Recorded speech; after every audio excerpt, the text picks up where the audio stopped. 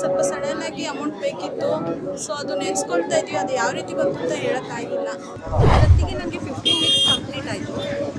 First ನನಗೆ ಯಾವ ಅಂತ ಹೇಳಿದ್ರೆ ನನಗೇನೋ ಒಂದು ಪ್ರಾಬ್ಲಮಲ್ಲಿ ಅಂದರೆ ಒಂದು ಅಮೌಂಟ್ ಇದರಲ್ಲಿ ಸ್ವಲ್ಪ ಪ್ರಾಬ್ಲಮ್ ಆಗಿದೆ. ಸೊ ಇಲ್ಲಿ ಬಂದಿದ್ದಕ್ಕೆ ಕರೆಕ್ಟ್ 7ನೇ ವಾರ 8ನೇ ವಾರಕ್ಕೆ ನನಗೆ ಏನು ಪ್ರಾಬ್ಲಮ್ ಇತ್ತು 100% ಸಾಲ್ವ್ ಆಗಲ್ಲ ಅಂತ ಅಂದ್ಕೊಂಡಿದ್ದ ಪ್ರಾಬ್ಲಮ್ಮು ಮ್ಯಾಜಿಕ್ ಥರ ಸಾಲ್ವ್ ಆಗಿದೆ.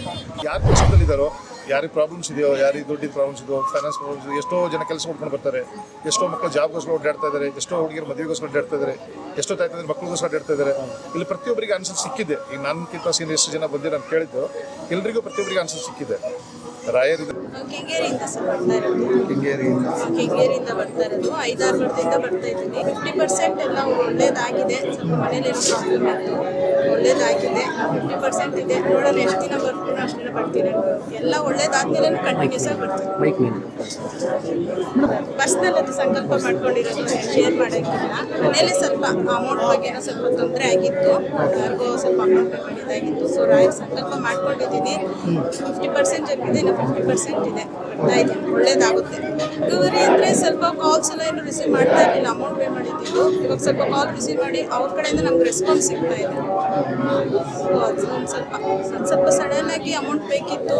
ಸೊ ಅದು ನೆನೆಸ್ಕೊಳ್ತಾ ಇದ್ವಿ, ಅದು ಯಾವ ರೀತಿ ಬಂತು ಅಂತ ಹೇಳೋಕ್ಕಾಗಿಲ್ಲ. ಒಂದು ಸ್ವಲ್ಪ ಪ್ರಾಬ್ಲಮ್ ಇತ್ತು, ಸಡನ್ ಆಗಿ ಬಂತು, ಸ್ವಲ್ಪ ಸಾಲ್ವ್ ಆಗಿದೆ ಸರ್. ಎಷ್ಟು ಅಮೌಂಟ್? 2 lakhs ಹೌದಾ? ಆಗಿದೆ. ಸಡನ್ ಆಗಿ ಅರೇಂಜ್ ಆಯ್ತಾ? ಸಡನ್ ಆಗಿ ಅರೇಂಜ್ ಆಗಿದೆ.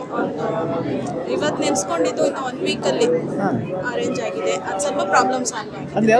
ದೇವಸ್ಥಾನದಿಂದ ಮನೆಗೆ ಹೋಗಿ ಮನೆಯಲ್ಲಿ ಕುತ್ಕೊಂಡಿದ್ದೆ, ಬಟ್ ನಮಗೆ ಹಸ್ಬೆಂಡ್ ಏನು ಶೇರ್ ಮಾಡಲ್ಲ, ಫೀಲಿಂಗ್ಸ್ನ ಶೇರ್ ಮಾಡಲ್ಲ, ಬಟ್ ನಮಗೆ ಅರ್ಥ ಆಗುತ್ತೆ. ಸೊ ಅದು ಹಾಗೆ ಮನಸ್ಸಲ್ಲಿ ನೆನೆಸ್ಕೊಂಡಿದ್ದೆ. 1 ವೀಕಲ್ಲಿ ಈ ಥರ ಆಯಿತು ಅಂತ ಅವರೇ ಹೇಳಿದ್ರು ನನಗೆ. ಬಟ್ ಅವ್ರು ನಾನೇನು ಹೇಳಿಲ್ಲ, ಇವಾಗ ನೆನೆಸ್ಕೊಂಡಿದ್ದೆ, ಈಗ ಹರಿಸ್ಕೊಂಡಿದ್ದೆ, ಏನೂ ಹೇಳಿಲ್ಲ. ಅಷ್ಟು ಮನೆಯಿಂದನೇ ರಾಯರ ಮನೆಯಿಂದನೇ ನೆನೆಸ್ಕೊಂಡಿದ್ದೆ. ಯಾರೇ ಬಂದರೂ ಅವ್ರಿಗೇನೇ ತೊಂದರೆ ಇದೆ ಅಂತ ಮನಸ್ಸಲ್ಲಿ ಅಂದ್ಕೊಂಡು ಒಂದು ಸಂಕಲ್ಪ ಮಾಡ್ಕೊಂಡ್ರೆ ಖಂಡಿತ ಒಳ್ಳೇದಾಗೇ ಆಗುತ್ತೆ. ನನ್ನ ನಂಬಿಕೆ ಇರ್ಬೇಕು ರಾಯರಲ್ಲಿ.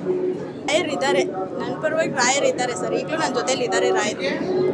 ಅದು ಹೇಗೆ ಅಂತ ಎಕ್ಸ್ಪ್ಲೈನ್ ಮಾಡೋಕ್ಕಾಗಲ್ಲ, ರಾಯರ್ ಇದ್ದಾರೆ.